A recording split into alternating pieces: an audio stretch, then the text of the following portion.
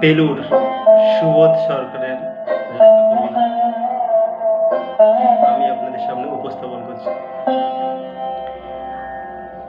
আমি একটা কোনায় দাঁড়িয়ে দেখছিলাম দুটি ছেলে গেরুয়া বসন করে মন্দিরের সিঁড়ি মুছছিল। এত মন দিয়ে আমি কাউকে সিঁড়ি মুছতে দেখিনি, এত ভালোবাসা দিয়ে আমি কাউকে ধুলো তুলতে দেখিনি। সিঁড়ি নয়,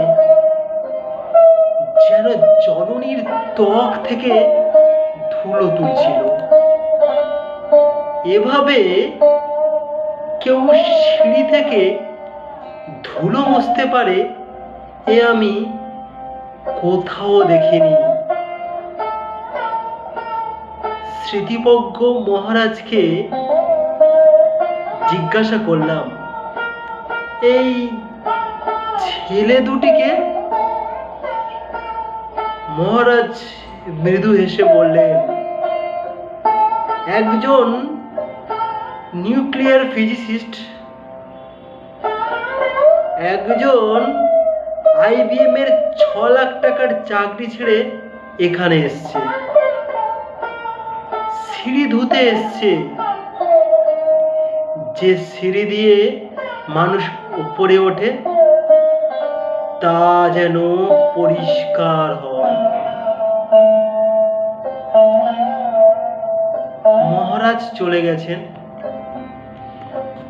সন্ধ্যা নেমে আসছে গঙ্গায়, আমার ভেতরেও নামছে সন্ধ্যা।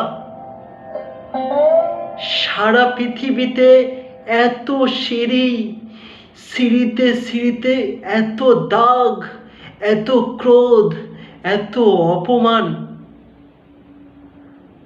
আমি কবে সিঁড়ি মুছব?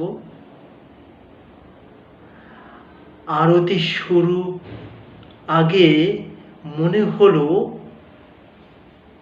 যে সিঁড়ি মুছতে পারে না